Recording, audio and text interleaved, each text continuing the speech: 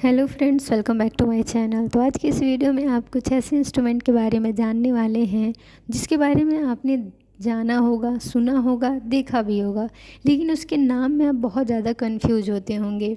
तो ये सारे इंस्ट्रूमेंट मेनली ऑर्थो के इंस्ट्रूमेंट्स हैं। तो एक एक करके हम लोग सारे इंस्ट्रूमेंट का नाम जानेंगे और समझेंगे, क्योंकि ऑर्थो डिपार्टमेंट में यानी कि जो हड्डियों का डिपार्टमेंट होता है सर्जरी वाला, वहाँ पे इतने सारे इंस्ट्रूमेंट होते हैं कि उन्हें समझना बहुत डिफ़िकल्ट हो जाता है। तो चलिए एक एक करके हम लोग सारे इंस्ट्रूमेंट को समझते हैं। तो पहला इंस्ट्रूमेंट हमारा ये जो दिख रहा है आपको, वो है स्पाइन कटर। यानी कि स्पाइन को कट करने के लिए इस इंस्ट्रूमेंट का यूज करा जाता है। इसको कुछ इस तरीके से यूज करते हैं। तो यहाँ पे देखिए आगे जो है ये टिप होता है जिससे कि स्पाइन बहुत ही आसानी से अच्छे से कट जाता है, इसीलिए इसको कहते हैं स्पाइन कटर। और ये जो इंस्ट्रूमेंट है इसका नाम है के वायर कटर।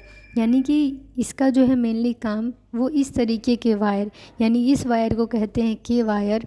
और ये जो इंस्ट्रूमेंट था वो के वायर को कट करने के लिए यूज करा जाता था, इसीलिए इसको कहते हैं के वायर कटर। अब हमारा जो नेक्स्ट इंस्ट्रूमेंट है वो है रिब्स कटर। यानी कि ये जो इंस्ट्रूमेंट है वो आपको देखने में अजीब लग रहा होगा, लेकिन इसका काम है रिब्स को कट करना। यानी कि हमारी जो 12 पेयर में रिब्स होती हैं, यानी 24 रिब्स हैं, उनमें से ये किसी भी रिब्स को बहुत ही आसानी से कट कर देगा। फिर ये जो हमारा इंस्ट्रूमेंट दिख रहा है उसका नाम है प्लायर, PLIER, प्लायर है। और एक और इसी की तरह एक और इंस्ट्रूमेंट नीचे है जिसका नाम है प्लायर, लेकिन वो नोज प्लायर है और ये नॉर्मल प्लायर है। तो इसका भी काम मेनली वही कट वगैरह करने के लिए यूज करते हैं। फिर हमारा जो है यहाँ पे ये नोज प्लायर है। और ये जो इंस्ट्रूमेंट अभी मैंने हाथ में लिया है इसका काम है किसी भी वायर को कट करना।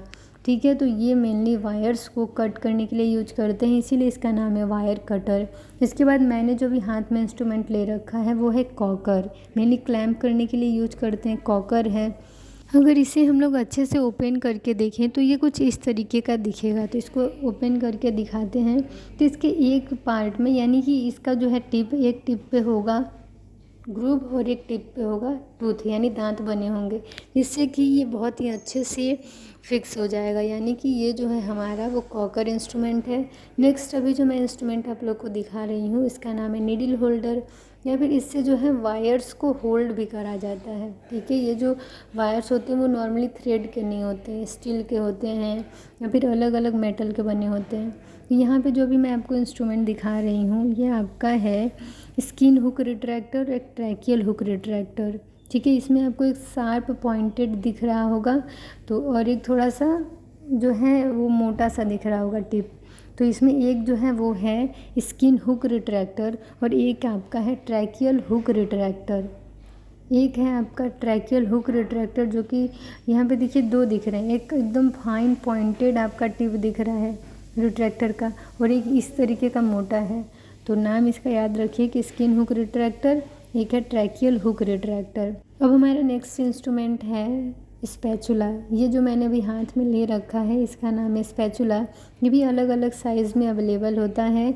और इसके बगल में ये जो इंस्ट्रूमेंट मैं हाथ में लेकर दिखा रही हूँ इसका नाम है टूथ और नॉन टूथ डिसेक्टिंग फोर्सेप। इसमें जिसके आगे टूथ बने हैं, दांत बने हैं, और तो वो हमारा टूथ डिसेक्टिंग फोर्सेप, और जो एकदम प्लेन है उसे प्लेन फोर्सेप या नॉन टूथ डिसेक्टिंग फोर्सेप भी कहते हैं।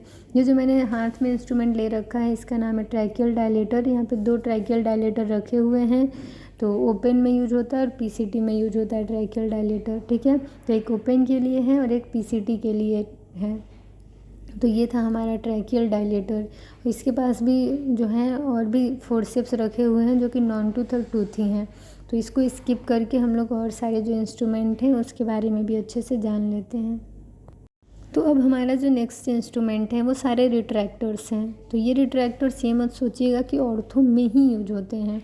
तो मेनली ये जो है जनरल इंस्ट्रूमेंट का भी यहाँ पे कुछ सेट रखा हुआ था, तो मैंने सोचा कि उसको भी रिकॉर्ड करके आप लोग को दिखा दूँ। तो यहाँ पे जो अभी सबसे नीचे में जो इंस्ट्रूमेंट दिख रहा है वो है मॉरिस। उसके बाद जो है वो था जर्नी, और ये जो अभी दिख रहा है ये सारे लैंगेनबैक है। क्या है? तो लैंगेनबैक रिट्रैक्टर है। और ये आपका सिम्स स्पेक्यूलम है। क्या है? तो सिम्स स्पेक्यूलम। और ये जो भी इंस्ट्रूमेंट दिख रहा है वो है टंग डिप्रेशर, या कह सकते हैं टंग रिट्रैक्टर। ठीक है। तो ये अलग अलग साइज़ में अवेलेबल है। और अभी जो मैंने हाथ में इंस्ट्रूमेंट ले रखा है उसका नाम है ओवम फोर्सेप। और अभी ये जो इंस्ट्रूमेंट है इसका नाम है मैस्ट्रॉयड रिट्रैक्टर, या कह सकते हैं सेल्फ स्टेनिंग रिट्रैक्टर, ठीक है, सेल्फ रिटेनिंग रिट्रैक्टर। इसको मैस्ट्रॉयड रिट्रैक्टर के नाम से जाना जाता है।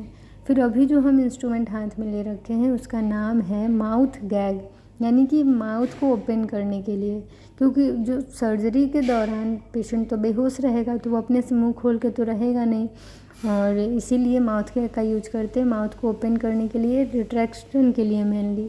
फिर यहाँ पे जो है यहाँ और भी इंस्ट्रूमेंट है, डबल हुक रिट्रैक्टर है ये।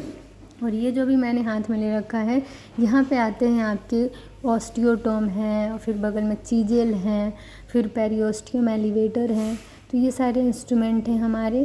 तो यहाँ पे ऑस्टियोटोम आप पहचान लीजिए, चीजेल, ऑस्टियोटोम और पेरियोस्टियम एलिवेटर, ये तीनों बहुत ज़्यादा एक दूसरे से अलग नहीं हैं, एक ही तरह थोड़ा बहुत दिखते हैं, तो इसमें थोड़ा कन्फ्यूज़न हो जाता है।